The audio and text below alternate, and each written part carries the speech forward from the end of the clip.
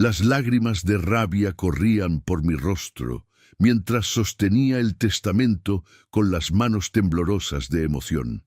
El aroma de la tierra seca se mezclaba con la tensión que flotaba en el aire de la hacienda Los Olivos. Mi hijo Alejandro estaba ahí parado, con los ojos desorbitados de shock, mientras su esposa Camila gritaba histérica al fondo de la sala. El papel amarillento en mis manos contenía palabras que cambiarían todo, palabras que había escrito en secreto durante meses, planeando este momento exacto.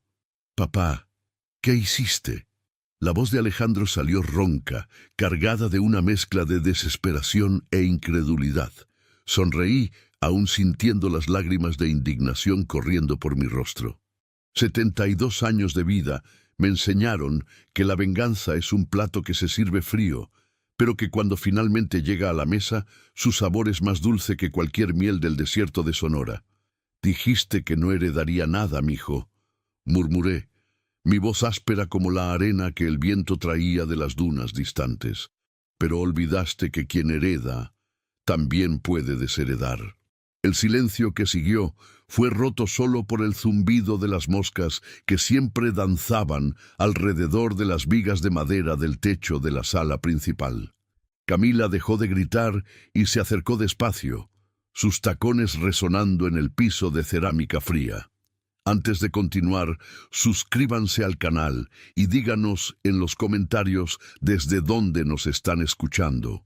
Mi nombre es Esteban Ramírez y esta es la historia de cómo descubrí que mi propio hijo era capaz de enterrarme vivo por dinero.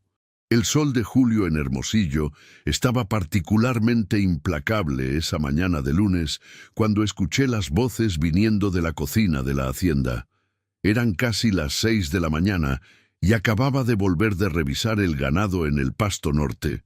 Una rutina que mantengo hace más de 40 años, desde que mi padre, que Dios lo tenga, me pasó las riendas de esta tierra. Caminé despacio por los corredores de piedra, mis pasos resonando suavemente en las paredes gruesas que mi abuelo construyó con sus propias manos en 1923. La hacienda Los Olivos siempre tuvo esa capacidad de guardar secretos entre sus paredes, y esa mañana estaba a punto de descubrir uno que me cortaría más profundo que cualquier herida física. «Camila, necesitas entender que el viejo no va a vivir para siempre».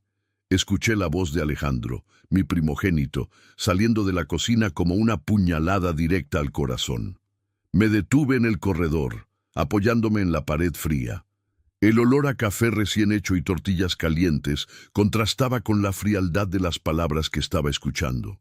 «Lo sé, amor, pero ¿y si decide dejar todo a la caridad o a algún primo lejano?» «Sabes cómo son estos viejos tercos», respondió Camila. Mi nuera, con esa voz melosa que siempre me pareció falsa como moneda de 3 pesos. «No te preocupes. Ya hablé con el abogado en Hermosillo. Don Esteban se está volviendo senil. No sería difícil probar que ya no tiene capacidad para tomar decisiones sobre la herencia». Senil. La palabra resonó en mi cabeza como un disparo de rifle en medio de la madrugada. Yo, que me levantaba todos los días a las 5 de la mañana para cuidar 300 cabezas de ganado, que aún montaba a caballo por horas bajo el sol ardiente, que podía calcular de memoria cuánto valía cada hectárea de esta propiedad. «¿Cuánto crees que vale todo esto?», preguntó Camila, y pude imaginar sus ojos brillando con la codicia que siempre trató de ocultar detrás de sonrisas forzadas en los almuerzos dominicales. La hacienda, el ganado, las cuentas en el banco. Estamos hablando de por lo menos 15 millones de pesos, Camila. 15 millones. Imagínate la vida que podremos tener en la Ciudad de México. Podrás tener esas joyas que siempre quisiste, ese departamento en Polanco. Mi estómago se retorció, no por la cantidad, que estaba hasta subestimada, sino por la facilidad con que mi propio hijo hablaba sobre mi muerte como si fuera una promoción en el supermercado. «¿Y si descubre nuestros planes?», La voz de Camila tenía un tono de preocupación que me hizo apretar los puños. Descubrir que el viejo apenas puede recordar dónde dejó los anteojos. Además, yo soy el único heredero legítimo. Mi hermana María murió en el accidente y él nunca se volvió a casar después de que mamá murió. El silencio que siguió fue llenado por el sonido del viento golpeando las ventanas de madera. Era como si la misma casa estuviera susurrando secretos que no quería escuchar. Retrocedí por el corredor, mis pasos ahora cuidadosamente silenciosos. Cada tabla del piso, cada piedra de las paredes, cada viga del techo, todo eso había sido construido con el sudor y la sangre de 3 generaciones de Ramírez. Y mi propio hijo estaba planeando tratarme como un obstáculo a ser removido. Llegando a mi cuarto, me senté en el borde de la cama, donde mi querida Esperanza había dormido a mi lado por 45 años. El colchón aún guardaba la memoria de la forma de su cuerpo, y a veces, en las noches más solitarias, juraba sentir su perfume de rosas del desierto aún impregnado en las sábanas. «¿Qué hago ahora, mi amor?», murmuré al vacío, como hacía todas las mañanas desde que ella partió hace 5 años. El silencio del cuarto fue roto por el ruido de pasos en el corredor. Alejandro venía en mi dirección, probablemente para representar una vez más el papel del hijo dedicado que se preocupa por el bienestar del padre. 3 golpes suaves en la puerta. «Papá, ¿estás despierto?». Me levanté despacio, alisando la camisa de algodón que ya estaba húmeda de sudor aún con el frescor de la mañana. Abrí la puerta y ahí estaba él, mi hijo de 42 años, con los ojos oscuros que heredó de mí, pero con una frialdad en la mirada que ciertamente no vino de los Ramírez. «Buenos días, mi hijo. ¿Ya desayunaste?». «Sí, papá. Camila hizo esas tortillas que te gustan». Sonrió, pero la sonrisa no llegó a los ojos. «Quería conversar contigo sobre algo». Mi corazón se aceleró. ¿Sería ahora? ¿Iba a poner en práctica el plan que acababa de escuchar? «Claro, hijo, vamos a la sala». Caminamos juntos por el corredor, pasando por las fotografías familiares que adornaban las paredes. Mi padre, Joaquín Ramírez, montado en su caballo favorito. Mi abuela Dolores, sosteniendo un bebé, que era mi padre, frente a la primera versión de esta casa. Y la foto de nuestra boda, Esperanza y yo, sonrientes bajo el cielo azul de Sonora, sin imaginar que nuestra hija María moriría a los 28 años en un accidente de auto en Guadalajara. La sala principal de la hacienda siempre fue mi lugar favorito. Las vigas gruesas de madera en el techo, las paredes de adobe pintadas de blanco, el piso de cerámica roja que mi abuela eligió personalmente. Todo ahí respiraba historia, tradición, familia. Alejandro se sentó en el sillón de cuero que tradicionalmente era del patriarca de la familia, mi lugar. Me acomodé en el sofá, notando cómo se instaló cómodamente en la posición de autoridad. «Papá, Camila y yo hemos pensado mucho sobre tu bienestar». Aquí estaba, el comienzo de la representación. «Te estás haciendo mayor y sabemos que cuidar toda esta propiedad solo debe ser muy cansado». Lo observé hablar, reparando en cada gesto, cada entonación. ¿Cómo no había percibido antes la falsedad que emanaba de cada palabra? Pensamos que tal vez fuera el momento de que te relajaras un poco, disfrutaras los años que Dios aún te conceda sin preocuparte por ganado, cercos rotos, trabajadores. «¿Y qué sugieres, hijo?». Mi voz salió más calmada de lo que esperaba. «Bueno». Alejandro se inclinó hacia adelante, apoyando los codos en las rodillas. «¿Qué tal si me pasaras la administración de la hacienda? Oficialmente, claro. Seguirías viviendo aquí, seguirías siendo el dueño, pero yo cuidaría todos los aspectos prácticos». El silencio se extendió entre nosotros. Por la ventana pude ver a Camila regando las rosas que Esperanza había plantado en el jardín. Usaba un vestido amarillo que costó más de lo que muchos trabajadores de la hacienda ganan en un mes. «¿Y las finanzas?», pregunté, fingiendo consideración. También quedarían conmigo. Sabes que tengo experiencia en administración, papá. Estudié en la capital, entiendo de inversiones, de modernización. Podemos aumentar la productividad, tal vez invertir en ganado de mejor calidad. Cada palabra era como una gota de veneno cayendo en mi oído. Mi hijo no estaba ofreciendo ayuda, estaba ejecutando un golpe. Necesito pensarlo, Alejandro. Su expresión cambió sutilmente. Un destello de irritación cruzó sus ojos. Claro, papá. Pero no pienses demasiado, ¿sí? A veces pensar demasiado puede confundir la mente. Confundir la mente. Otra referencia a mi supuesta senilidad. Se levantó del sillón, de mi sillón, y caminó hasta la ventana. ¿Sabes, papá? A veces pienso en lo que diría mamá si estuviera aquí. Siempre se preocupó tanto por tu bienestar.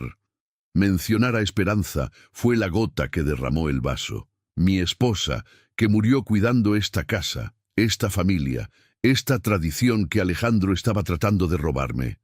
Tu madre diría que confiara en la familia, respondí, cada palabra pesada como piedra. Exactamente. Alejandro se volvió con una sonrisa que no podía ocultar la satisfacción. Y eso es lo que te pido. Confía en mí, papá. Déjame cuidar de todo.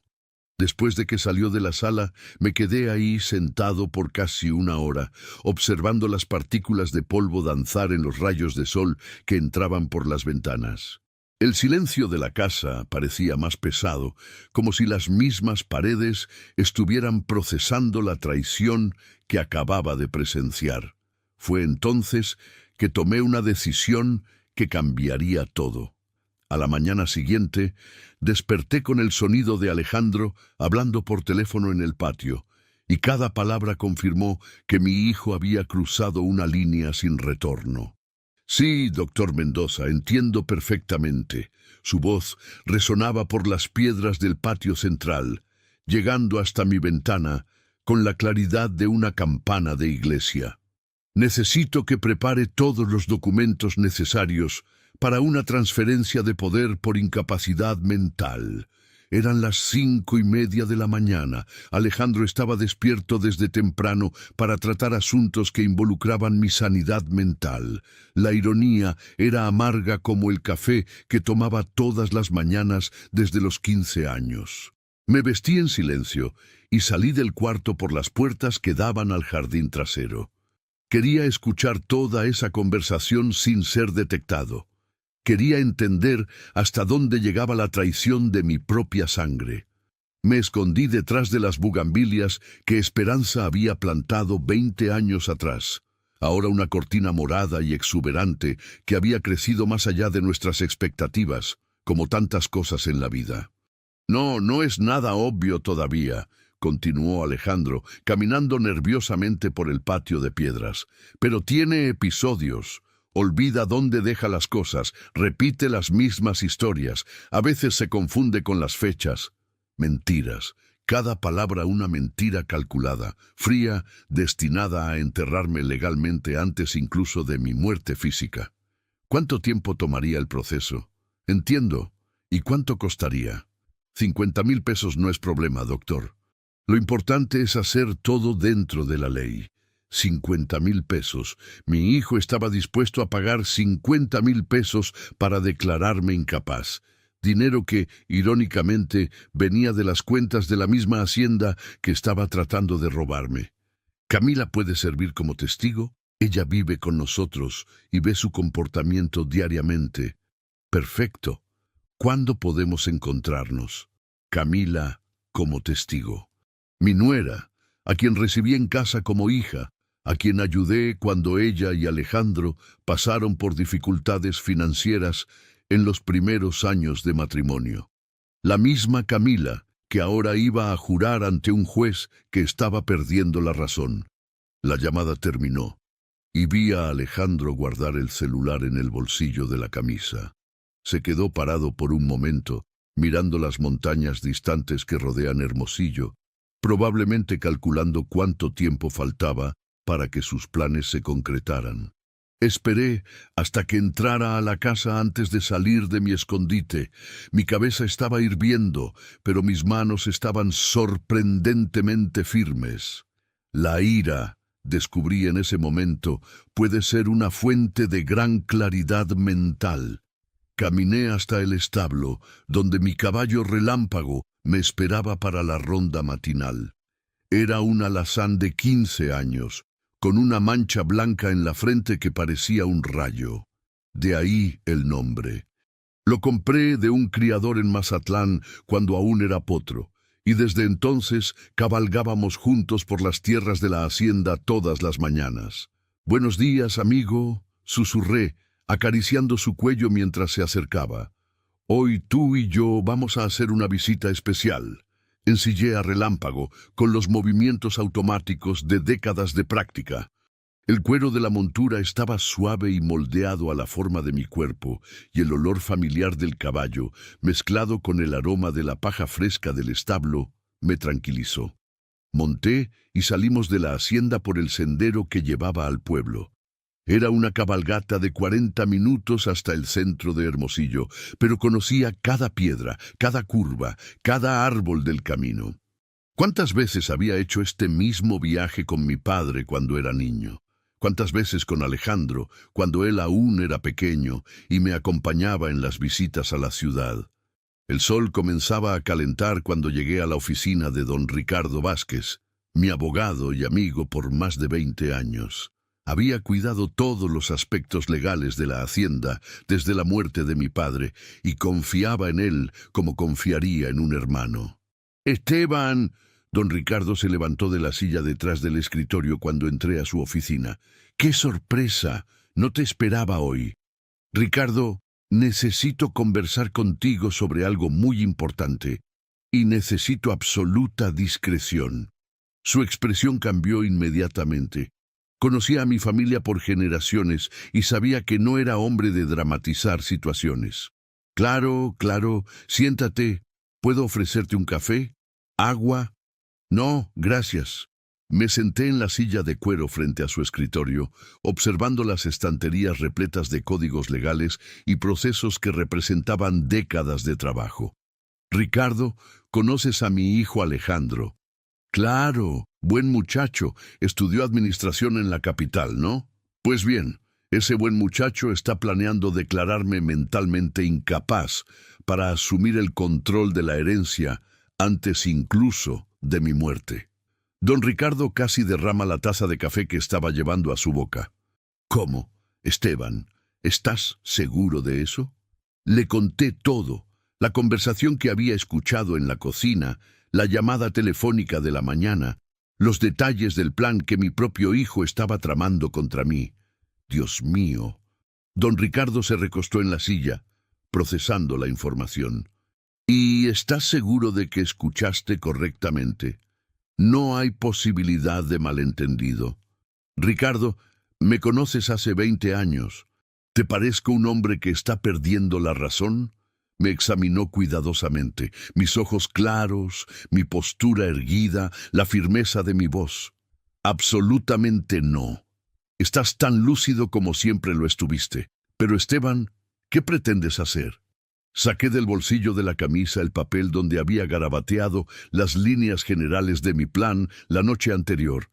«Quiero hacer un nuevo testamento, completamente diferente al actual». Don Ricardo tomó los anteojos y leyó mis notas. Mientras sus ojos recorrían las palabras, su expresión pasó de curiosidad a sorpresa, y finalmente a algo que parecía admiración. «Esteban, esto es genial. Pero, ¿estás seguro? Es una decisión muy drástica». «Estoy seguro. Mi hijo decidió que soy un obstáculo a ser removido. Pues bien, voy a darle una lección que nunca olvidará». Pasamos las siguientes 2 horas elaborando cada detalle del documento. Don Ricardo, como buen abogado, planteó todas las posibilidades de impugnación legal, todos los puntos que podrían ser cuestionados. Pero al final teníamos un testamento blindado, incuestionable, que pasaría cualquier escrutinio judicial. «¿Cuándo pretendes revelar esto?». preguntó, guardando las copias en la caja fuerte de su oficina. Aún no lo sé, pero cuando llegue el momento, lo sabré. Volví a la hacienda poco antes del almuerzo. Alejandro y Camila estaban en la terraza, ella leyendo una revista de modas y él usando el celular. La escena de tranquilidad doméstica, si no supiera de la serpiente que se escondía detrás de las apariencias. «Papá, ¿dónde estuviste?» Alejandro se levantó fingiendo preocupación. «Saliste muy temprano. Fui hasta la ciudad a resolver unos asuntos en el banco». «¿En el banco?» La voz de Camila tenía un tono de interés mal disimulado. «¿Todo bien con las cuentas?» «Todo perfecto, mija. Incluso aproveché y actualicé información importante». Los dos intercambiaron una mirada rápida. ¿Habrán sospechado algo? «Qué bueno, papá. Es importante mantener esas cosas organizadas». Alejandro volvió a sentarse, pero pude percibir una tensión en sus movimientos. Almorzamos juntos como siempre. Carne asada, frijoles negros, tortillas hechas en casa por Rosa, nuestra cocinera desde hace 15 años. La conversación fluía sobre temas banales, el clima, el precio del ganado, las lluvias que se habían atrasado este año. Pero observaba cada gesto, cada mirada, cada entonación. Cómo había vivido tantos años sin percibir la falsedad. Cómo un padre puede ser tan ciego a los defectos del propio hijo. «Papá», dijo Alejandro en medio del postre, «¿pensaste más sobre nuestra conversación de ayer?» «Pensé, sí». «¿Y cuál fue tu conclusión?» Mastiqué despacio un pedazo del flan de coco que Rosa había preparado. El dulce estaba perfecto, pero mi boca parecía llena de arena. «Decidí que tienes razón. Me estoy haciendo viejo. Tal vez sea hora de pasar las responsabilidades a manos más jóvenes». La sonrisa que se extendió por el rostro de Alejandro fue como ver a un buitre descubrir una carroña fresca. «Qué bueno, papá. Verás cómo todo será más fácil. Podrás descansar, disfrutar tus últimos años sin preocupaciones». Últimos años. Ni siquiera trataba de ocultar la impaciencia. «¿Cuándo te gustaría oficializar esto?», preguntó Camila, sus uñas rojas tamborileando en la mesa de madera. «Con calma. Estas cosas necesitan hacerse bien, con abogados, documentos. No es algo que se decide de la noche a la mañana». «Claro, claro», acordó Alejandro, pero pude ver la irritación destellando en sus ojos. «Pero tampoco conviene demorarse demasiado. A veces la edad puede complicar esos procesos legales». Otra referencia a mi supuesta senilidad. Mi hijo estaba realmente determinado a enterrarme vivo. La primera mentira descarada vino 3 días después, durante el desayuno, cuando Alejandro me miró a los ojos y dijo: «Papá, ¿no te acuerdas? Ayer acordamos que me darías poder total sobre tus finanzas». Estaba tomando café y comiendo pan tostado con mantequilla, una rutina que mantengo desde hace 60 años, cuando mi hijo decidió probar hasta dónde podría llegar con sus invenciones. «No me acuerdo de eso, Alejandro». «¿Ves?», se volvió hacia Camila con una expresión de preocupación teatral. «Es exactamente de eso que hablábamos, amor. Papá está teniendo estos lapsos de memoria cada vez más frecuentemente». Camila asintió con falsa tristeza, mientras untaba mermelada de fresa en su tostada. «Es verdad, don Esteban. Ayer cuando estábamos aquí en la cocina, usted dijo claramente que quería que Alejandro cuidara de todo. Dijo que estaba cansado de preocuparse por el dinero. Les mentí en ese momento. No porque creyera en sus palabras, sino porque quería ver hasta dónde llegarían». «Ah, sí. Puede ser que haya dicho algo así». Fingí confusión, rascándome la cabeza con el gesto que imaginé que haría un hombre senil. A veces me confundo. El brillo de satisfacción que pasó por los ojos de Alejandro fue como ver a un demonio descubrir un alma fresca para atormentar. «No te preocupes, papá. Es normal a tu edad. Lo importante es que ahora puedo cuidar de todo por ti». «¿Y qué significaría exactamente eso, hijo?» «Bueno, Asumiría el control de las cuentas bancarias, pagaría todos los gastos de la hacienda, cuidaría las inversiones. No tendrías que preocuparte por nada. ¿Y me quedaría con cuánto dinero para mis gastos personales? Alejandro y Camila intercambiaron una mirada rápida, el tipo de comunicación silenciosa que desarrollan las parejas cuando están tramando algo juntos. Pensamos que, digamos, 5,000 pesos al mes sería suficiente para tus necesidades básicas, dijo Camila, con la voz melosa de quien está ofreciendo un favor. 5,000 pesos al mes, para un hombre que poseía cuentas bancarias que sumaban más de 20 millones de pesos, propiedades que valían otros 10 millones y un rebaño que representaba otros 6 millones en valor de mercado.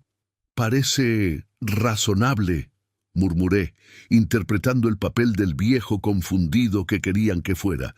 ¡Excelente! Alejandro aplaudió. Voy a conseguir todos los documentos necesarios.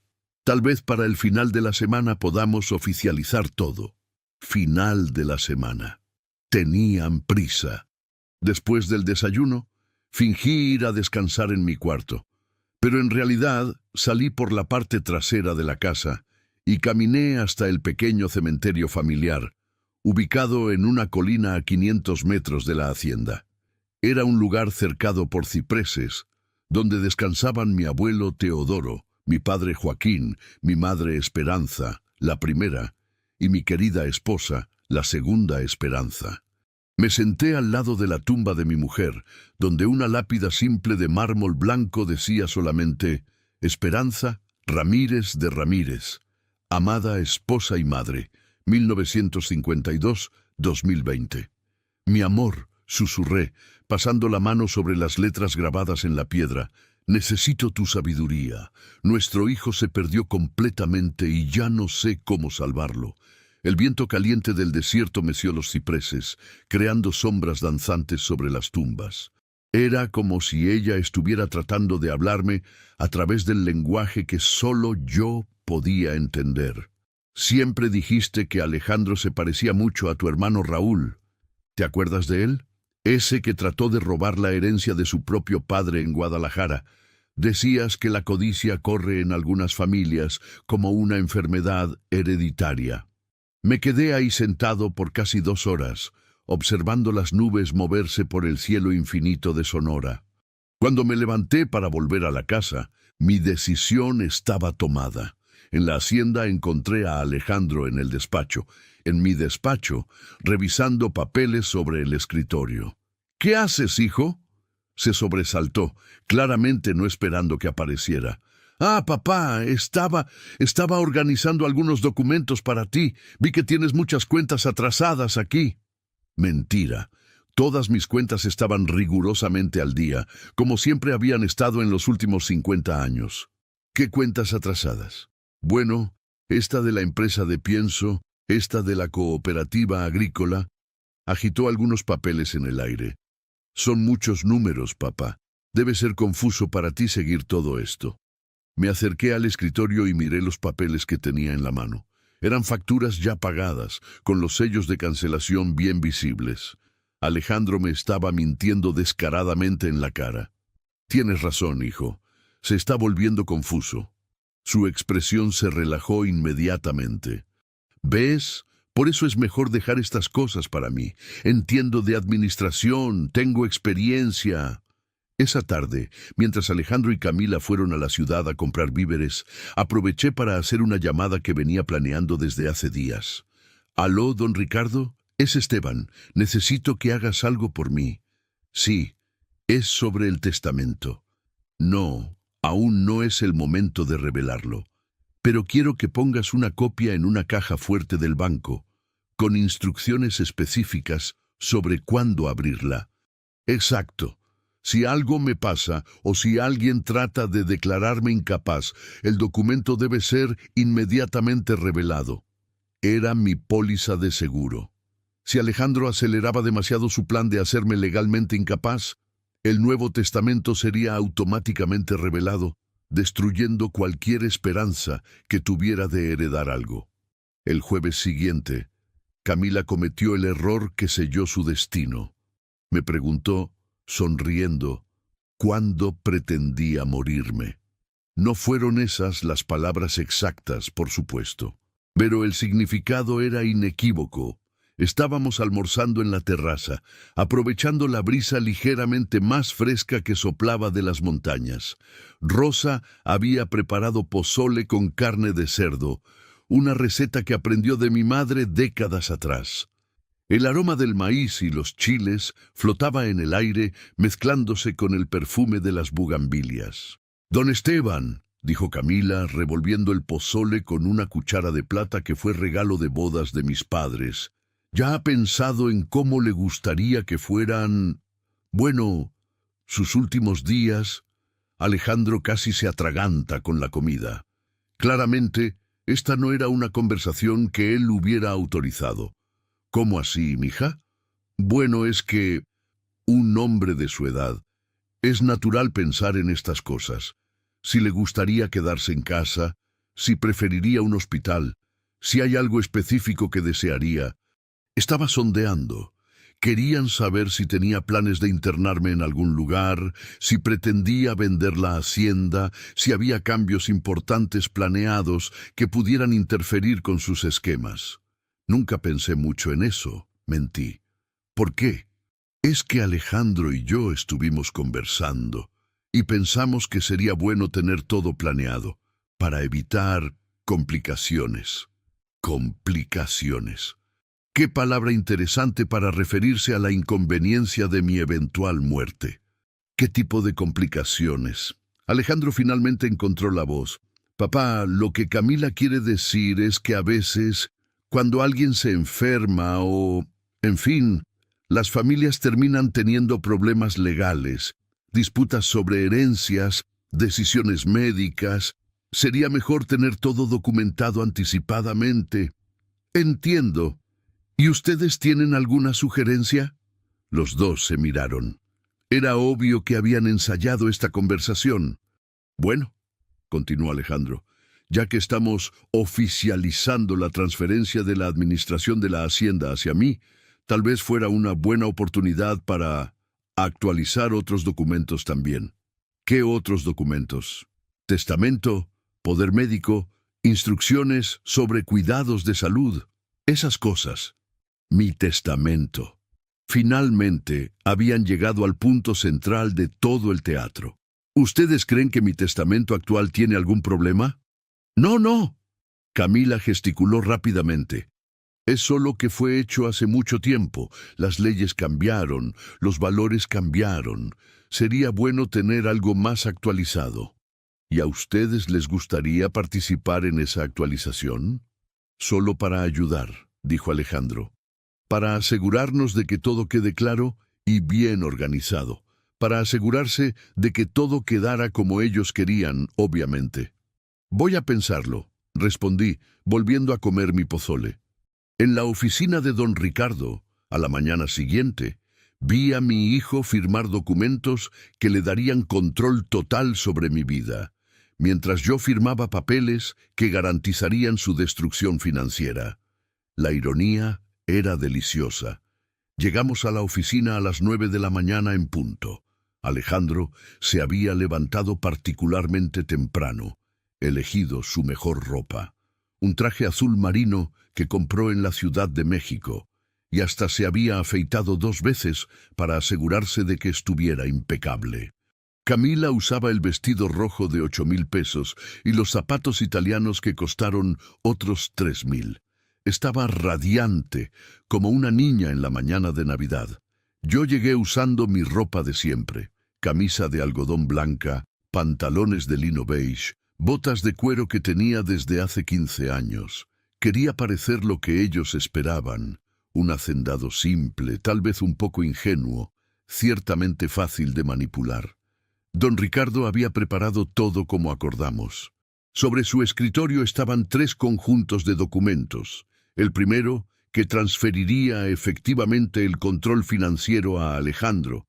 El segundo, un poder médico que le daría poder para decidir sobre mis cuidados de salud. Y el tercero, aparentemente un documento de actualización patrimonial. Lo que Alejandro no sabía es que el tercer documento era, en realidad, una declaración formal registrando mis dudas sobre su capacidad moral para administrar la herencia familiar. Una declaración que sería anexada a mi verdadero testamento cuando llegara el momento. Firmé los 3 documentos con mano aparentemente temblorosa, reforzando la imagen del viejo frágil que esperaban. Alejandro apenas miró el tercer documento antes de firmar. Si hubiera leído con atención, habría notado que estaba firmando una confesión de que sus motivos para asumir el control de las finanzas del padre eran primariamente orientados por interés personal en acelerar el acceso a la herencia familiar. «Listo», anunció don Ricardo, guardando todos los documentos en su caja fuerte. «A partir de ahora, Alejandro, tienes autoridad legal para actuar en nombre de tu padre en todos los asuntos financieros y médicos». 2 semanas después, descubrí que Alejandro me había internado en una clínica psiquiátrica privada, falsificando mi firma en documentos de internación voluntaria. Lo descubrí de la peor manera posible, cuando 2 enfermeros aparecieron en la puerta de la hacienda a las 7 de la mañana de un martes, portando una orden judicial y una ambulancia esperando en el patio. «¿Señor Esteban Ramírez?», preguntó el más alto de los 2. «Sí, soy yo. Tenemos una orden para conducirlo a la Clínica San Rafael para evaluación psiquiátrica. Su hijo Alejandro solicitó la internación debido a episodios de confusión mental y comportamiento errático». La petición, supuestamente escrita por mí, decía: «Yo, Esteban Ramírez, reconozco que he presentado episodios frecuentes de confusión mental, pérdida de memoria y comportamiento inadecuado para mi edad. Por estar preocupado por mi seguridad y la de mi familia, solicito voluntariamente internación para evaluación y tratamiento psiquiátrico en la Clínica San Rafael». La firma era una imitación perfecta de la mía. Alejandro había practicado. No tenía opción. Cualquier resistencia sería interpretada como más evidencia de mi supuesta inestabilidad mental. La Clínica San Rafael era un edificio moderno en las afueras de Hermosillo, rodeado por jardines bien cuidados que trataban de ocultar su verdadera naturaleza. Una prisión para personas inconvenientes. Me llevaron a un cuarto pequeño pero limpio, con una cama individual, una mesa y una silla de plástico. La ventana tenía rejas, discretas, pero inequívocamente rejas. Cuando la puerta se cerró detrás de la enfermera, escuché distintamente el sonido de una llave girando en la cerradura. Estaba preso, pero Alejandro había cometido un error que costaría caro. No sabía sobre el Nuevo Testamento. No sabía sobre los documentos que había firmado en la oficina de don Ricardo. Y ciertamente no sabía que don Ricardo tenía instrucciones específicas sobre qué hacer si algo me pasaba o si era declarado incapaz. En la segunda noche en la clínica, a las 2 de la madrugada, logré contactar a don Ricardo a través de un enfermero corrupto llamado Carlos, quien aceptó mi anillo familiar como garantía de pago. «Ricardo, soy Esteban. Escúchame con atención porque tengo poco tiempo». Le conté todo en 3 minutos. La internación forzada, los documentos falsificados, el plan de Alejandro para mantenerme encerrado mientras liquidaba mi patrimonio. «Dios mío, Esteban, eso es secuestro, falsificación de documentos, apropiación indebida. Ricardo, necesitas activar el plan que acordamos, revelar el testamento, accionar los documentos que Alejandro firmó. Todo». A la mañana siguiente, a las 10 en punto, don Ricardo apareció en la recepción de la Clínica San Rafael, acompañado por 2 policías y un oficial de justicia, portando una orden de habeas corpus y una orden de arresto contra Alejandro Ramírez. 20 minutos después, salía de la Clínica San Rafael como hombre libre, mi dignidad restaurada. En el auto, don Ricardo me contó que había protocolizado el Nuevo Testamento en la notaría. Era público ahora. Alejandro no heredaría ni un centavo de mi patrimonio. Llegamos a la hacienda al mediodía. Alejandro estaba en la sala principal con 2 hombres de traje, compradores interesados en la propiedad que él estaba vendiendo secretamente. Cuando me vieron entrar, el silencio fue casi palpable. El rostro de Alejandro pasó del rojo de la ira al blanco del terror. «Papá». La palabra salió como un susurro estrangulado. «Alejandro». Mi voz estaba calmada, pero cargada de una frialdad que nunca había usado con mi propio hijo. Imagino tu sorpresa al verme aquí. Caminé hasta el centro de la sala y saqué del bolsillo una copia del testamento.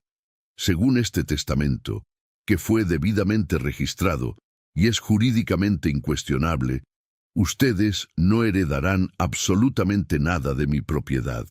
Camila se desmayó, literalmente se desmayó, cayendo en el sofá como peso muerto. Toda mi fortuna, incluyendo propiedades, cuentas bancarias, inversiones y ganado, será dividida entre instituciones de caridad y personas que dedicaron sus vidas al servicio honesto. Le entregué una copia de los documentos que había firmado en la oficina de don Ricardo. Firmaste una confesión admitiendo que tus motivos para asumir control de mis finanzas eran primariamente orientados por interés personal en acelerar el acceso a la herencia familiar. Alejandro, tienes 1 hora para tomar tus cosas e irte de esta casa. No quiero verte más aquí. Se arrodilló en el suelo, sollozando como un niño. Por favor, papá, por favor, perdóname. Haré cualquier cosa, cualquier cosa. Lo único que puedes hacer por mí ahora es irte de esta casa y nunca más volver. Partieron en silencio. Observé por la ventana mientras ponían las maletas en el baúl del auto y se fueron por el camino de tierra que lleva a la ciudad. Cuando el auto desapareció entre las colinas, me senté en mi sillón y lloré. Lloré por la familia que había perdido. Lloré por el hijo que crié con tanto amor y que se transformó en un extraño. 3 semanas después, Alejandro volvió. No para pedir perdón. Volvió con 2 abogados de la Ciudad de México y una orden judicial cuestionando mi capacidad mental para manejar mis propios bienes. Don Ricardo me telefoneó un jueves por la mañana. Esteban, están tratando de revertir todo. Alegan que el testamento fue hecho bajo coacción psicológica. La audiencia estaba programada para el lunes. 4 días para defender mi sanidad mental contra mi propio hijo. Ese fin de semana, hice una evaluación psiquiátrica completa con mi médico, Dr. Morales. Los resultados fueron impresionantes. Capacidad cognitiva por encima del promedio, memoria excelente, razonamiento lógico perfecto. El lunes me dirigí al foro de Hermosillo usando mi mejor traje. La sala estaba repleta. Alejandro con sus abogados, Camila en primera fila, cerca de 20 testigos que él había reunido para testificar contra mí. El abogado de Alejandro presentó 7 testigos con historias sobre mi supuesta confusión mental. Historias obviamente fabricadas, pero presentadas con convicción. Cuando llegó mi turno, don Ricardo presentó las evidencias, los documentos falsificados para mi internación, la confesión firmada por Alejandro, los resultados de la evaluación psiquiátrica. Rosa, nuestra cocinera, testificó como testigo de carácter. Don Esteban está exactamente como siempre estuvo. Tiene la memoria mejor que la mía, que soy 30 años menor. Finalmente, el juez me llamó a testificar. Respondí todas sus preguntas con total claridad. Fecha de hoy, lugar donde estábamos, cálculos matemáticos, nombre del presidente. Después de revisar todas las evidencias presentadas, anunció el juez, este tribunal determina que el señor Esteban Ramírez estaba y está en pleno dominio de sus facultades mentales. El testamento es válido y jurídicamente vinculante. 6 meses después, fue Rosa quien me trajo la noticia una mañana de marzo. Don Esteban, hay una muchacha en la puerta que quiere hablar con usted. Dijo que es su nieta. ¿Cómo se llama? Esperanza. Esperanza Ramírez. Esperanza. El nombre de mi esposa, el nombre de mi madre. Hazla pasar. La joven de aproximadamente 25 años que entró tenía cabello castaño largo y ojos oscuros, que me recordaron inmediatamente a Alejandro cuando era niño. Se sentó con cuidado y me entregó documentos, certificado de nacimiento, fotografías antiguas. Soy hija de Alejandro, dijo. Padre, Alejandro Ramírez. Madre, Carmen Morales. Una hija fuera del matrimonio. Un secreto que Alejandro había guardado por más de 2 décadas. ¿Por qué estás aquí ahora, mija? Porque supe lo que pasó entre ustedes. Leí sobre el juicio en los periódicos y quería conocer a mi abuelo antes de que fuera demasiado tarde. En las fotografías veía a Alejandro joven cargando una bebé, jugando con una niña pequeña. En todas las fotos sonreía con una felicidad genuina. ¿Por qué nunca me contó sobre ti? Porque mamá se negó a casarse con él. Descubrió que ya estaba saliendo con Camila, que las 2 familias ya habían arreglado el matrimonio. Mamá dijo que no sería amante de hombre casado. Carmen Morales. Una mujer con principios. ¿Y cómo vivieron? Mamá trabaja como enfermera. Nunca pidió un centavo a Alejandro. Decía que prefería pobreza digna a riqueza deshonesta. ¿Y tú? Soy maestra de primaria en una escuela rural. No gano mucho, pero amo mi trabajo. Pasamos el día caminando por la hacienda. Esperanza hacía preguntas inteligentes sobre el ganado, sobre la historia de la familia. Esperanza, ¿te gustaría quedarte para el almuerzo? Me encantaría. Durante la comida me contó sobre su vida. Cómo creció sabiendo que tenía un padre rico que nunca la había reconocido. Cómo su madre trabajó turnos dobles para pagar sus estudios. ¿Puedo hacerte una propuesta?, dije cuando terminamos. Sé de una escuela en Hermosillo que está buscando maestros. Puedo garantizar un mejor salario. ¿Por qué haría eso por mí? Porque tienes carácter, principios, y llevas la sangre de 3 generaciones de Ramírez honestos. Comenzó a llorar. Lágrimas de emoción genuina. No sabe lo que esto significa para mí. 3 meses después, Esperanza se mudó a Hermosillo y consiguió el empleo. Todos los jueves cenaba con nosotros.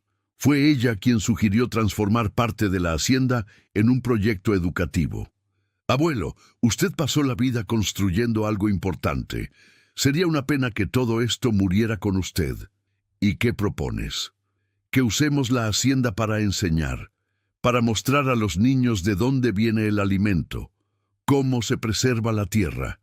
Un año después, el proyecto educativo Hacienda Los Olivos recibe 300 niños por mes. Esperanza coordina todo. Los niños ordeñan vacas, alimentan terneros, plantan huertas. 2 años después, Alejandro vino a visitarme una tarde de diciembre. Estaba más delgado, con cabellos grises, usando ropa sencilla. «Hola, papá». «Alejandro, siéntate». Observamos a los niños del proyecto jugando con los terneros. Supe del proyecto educativo. Leí sobre él en el periódico. Es un buen proyecto. Esperanza es la coordinadora. Esperanza. Ya no me habla. ¿Puedes culparla? No, no puedo. Papá, vine aquí a pedir perdón. ¿Qué pasó con ustedes después del juicio? Camila me dejó 3 meses después. Se llevó todo lo que pudo cargar. He estado trabajando en una tienda de repuestos. Gano 4,000 pesos al mes. ¿Fue difícil la adaptación? Mucho, pero fue lo mejor que me pasó. Por primera vez en la vida, entendí el valor del dinero. Entendí lo que trataste de enseñarme. Alejandro, dijiste que viniste a pedir perdón. Vine. No necesitas. ¿Cómo que no necesito? Porque ya te perdoné hace mucho tiempo. Lágrimas corrieron por su rostro. Descubrí algo que aún no habías aprendido, continué. Que la verdadera riqueza de un hombre no está en lo que puede perder, sino en lo que nadie puede quitarle. Principios, dignidad, la capacidad de amar y perdonar. Alejandro se levantó y me abrazó. No el abrazo calculado de antes, sino el abrazo de un hijo que finalmente entendió el valor del padre que casi perdió. 3 años después. Hoy estoy aquí, con 72 años, observando a Esperanza enseñar a los niños sobre cómo plantar maíz. Alejandro está en el pasto, ayudando a los niños mayores a alimentar el ganado. Sí, Alejandro volvió. No a la hacienda. Mantiene su departamento en la ciudad y su empleo.